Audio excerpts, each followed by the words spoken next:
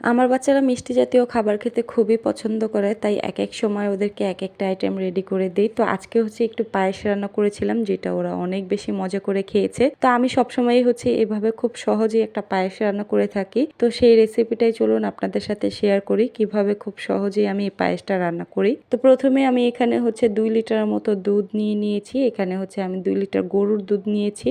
তো দুধটাকে হচ্ছে জাল করতে বসিয়ে দিয়েছি, আর এদিকে জাল হতে হতে আমি চালটা রেডি করে নিই। এখানে হচ্ছে আমি হাফ কাপের মতো চিনি গুঁড়া চালটা আধা ঘন্টার জন্য ভিজিয়ে রেখেছিলাম। এখন এটাকে পানি ঝরিয়ে আমি হালকা একটু গুঁড়ো করে নিব। আধো ভাঙ্গা বলতে যেটাকে বোঝায়, আমি সেই রকম ভাবে একটু আধা ভাঙ্গা করে নিব। অনেকেই হচ্ছে একদম আস্ত চালটা দিয়ে কিন্তু এই পায়েসটা রান্না করেন, তবে সেটার চেয়ে একটু গুঁড়ো করা চালটা দিয়ে পায়েসটা খেতে অনেক বেশি ভালো লাগে। আস্ত চালটা দিয়ে পায়েস রান্না করার পরে কিন্তু চালটা সিদ্ধ হওয়ার পর একদমই ভাতের মতো বড় বড় হয়ে যায়। আর এভাবে একটু আধা ভাঙ্গা করে দিলে কিন্তু সেই চালটা অনেকটাই ছোট থাকে, যেটা খেতে অনেক বেশি ভালো লাগে, মুখে দেওয়ার সাথেই মিলিয়ে যায়। তো এভাবে করে হচ্ছে সবগুলো চাল আমি গুঁড়ো করে নিলাম। আর কি পরিমাণ গুঁড়ো করেছি আপনারা দেখে নিশ্চয়ই বুঝতেই পেরেছেন। তো এদিকে আমার দুধটা অলরেডি বলক চলে এসেছে। এখন যে চালটাকে গুঁড়ো করে রেখেছিলাম সেই চালটা হচ্ছে এই দুধের মধ্যে আমি অ্যাড করে দিলাম। আর এখন সামান্য পরিমাণে লবণ অ্যাড করে দিলাম, যেন মিষ্টির টেস্টটা অনেকটা ব্যালেন্স হয়ে যায়। তো এই পর্যায়ে হচ্ছে আমি কিছু গরম মশলা অ্যাড করে দিচ্ছি। এখানে হচ্ছে এলাচ, দারচিনি, তেজপাতা দিয়ে দিলাম। এখন হচ্ছে আমাদেরকে কিন্তু অনবরত নেড়ে চেড়ে যেতে হবে, কারণ নিচে দিয়ে লেগে যাওয়ার চান্স থাকে।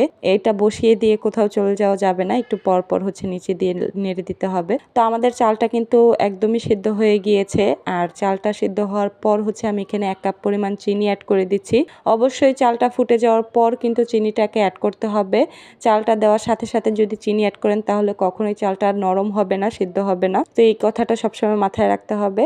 তো এখন হচ্ছে আমি গরম মশলাগুলো উঠিয়ে ফেলে দিচ্ছি, কারণ আমাদের গরম মশলা ফ্লেভারটা অলরেডি এখানে অ্যাড হয়ে গিয়েছে, তাই এগুলোকে উঠিয়ে ফেলে দিচ্ছি, না হয় মুখে লাগলে পরবর্তীতে খারাপ লাগে খেতে। তো এই তো আমাদের পায়েসটা একদমই রান্না কমপ্লিট। এরকম ঘনত্বতেই আমি হচ্ছে নামিয়ে নিব, কারণ এটাকে ফ্রিজে রাখার পর আরও একটু ঘন হয়ে যাবে। তো এখন এটাকে নর্মালে ঠান্ডা করে তারপর হচ্ছে ফ্রিজে রেখে দিব। তো ফ্রিজ থেকে বের করে নিয়ে আসলাম। আমাদের পায়েসটা কিন্তু একদমই রেডি। তো আপনাদেরকে একটু ঘনত্বটা দেখিয়ে দিচ্ছি কেমন হয়েছে এটার ঘনত্ব।